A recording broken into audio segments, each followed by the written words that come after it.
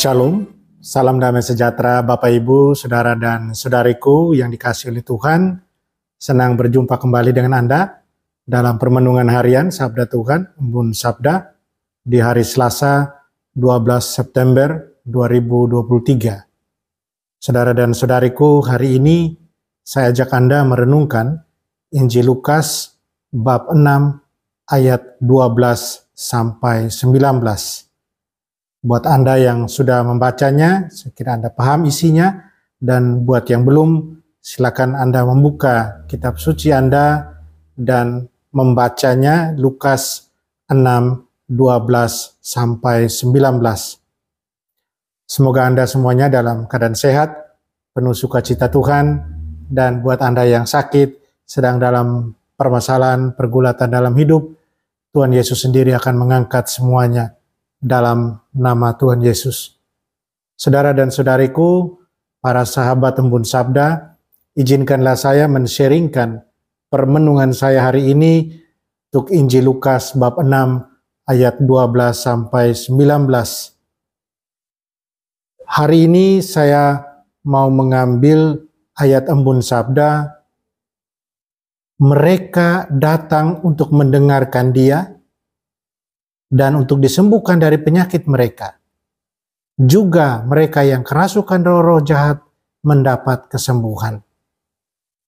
Saudara dan saudariku yang dikasihi oleh Tuhan, sering orang bertanya kepada saya, Romo, berdoa yang baik dan benar itu bagaimana? Menjawab pertanyaan seperti di atas, saya menjawabnya begini. Berdoa itu hemat saya komunikasi dengan Tuhan. Seperti halnya kita berkomunikasi dengan keluarga kita, dengan orang yang kita cintai, sahabat, kenalan kita, siapapun itu. Berdoa itu adalah komunikasi. Tapi berdoa yang baik dan benar untuk kita orang beriman, itu pertama-tama adalah mendengarkan, baru berbicara. Atau dengan bahasa lainnya dan bahasa keren, orang sering bilang, kontemplasi dulu baru aksi.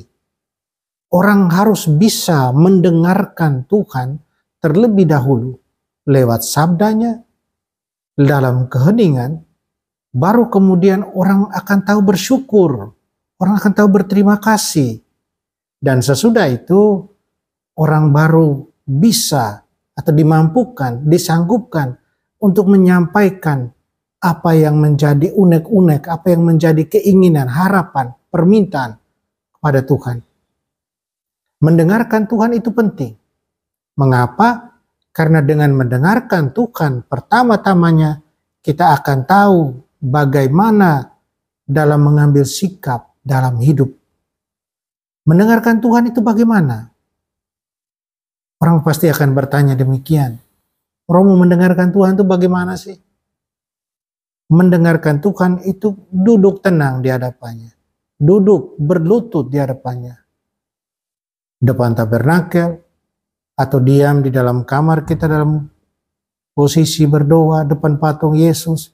Duduk tenang dalam gereja, sebelum gereja kita datang, sebelum misa. Kita hadir terlebih dahulu mau mendengarkan Tuhan. Dan lain-lain.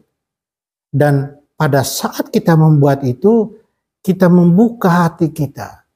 Kita buka hati kita agar Tuhan sendiri yang mengisi, berbicara dengan kita. Tidak mudah memang kontemplasi itu, tidak mudah. Dan bahkan sangat sulit. Pernah konfrater almarhum Romo Halim, beliau yang biasa berlutut di depan tabernakel 1 jam tanpa gerak. Untuk kami berat. Tapi bukan berarti tidak mungkin. Harus terus diperjuangkan untuk itu. Duduk tenang, merenungkan sabda Tuhan, membiarkan Tuhan berbicara. Karena apa? Karena kemanusiaan kita selalu mau kita yang bicara, kita yang ngomong. Sulit untuk mendengarkan. Saudara dan saudariku, Yesus sebelum memilih para muridnya, dia berdoa. Yesus tahu dan Yesus sadar bahwa dia harus dengar dulu Bapaknya. Dia harus komunikasi dengan Bapaknya dahulu. Biar kehendak Bapaknya yang harus dia dengarkan dan jalankan. Kehendak itu yang harus terjadi. Dan menariknya, bahwa sesudah berdoa, Yesus kemudian memilih orang-orang pilihan yang sederhana dan dia panggil mereka dengan nama mereka. Orang-orang sederhana, orang-orang biasa yang kemudian siap untuk dibentuk dan dididik oleh Yesus sendiri, dan nantinya mereka menjadi orang-orang yang luar biasa. Orang-orang yang mampu mendengarkan, orang-orang yang sederhana, siap untuk dibentuk. Bagaimana dengan kita? Saudara dan saudariku yang dikasihi oleh Tuhan, menarik juga untuk direnungkan bagaimana orang-orang yang datang dalam jumlah besar itu dikatakan dalam Injil, mereka pertama-tama mereka mau dengarkan Tuhan Yesus berbicara, mengajar. Mereka dengarkan dia. Sesudah mendengarkan, permohonan mereka dikabulkan. Mereka mengalami mujizat Tuhan, mujizat penyembuhan, bebas dari roh jahat. Di sini kita lihat prosesnya jelas. Prosesnya mulai dengan mendengarkan Tuhan.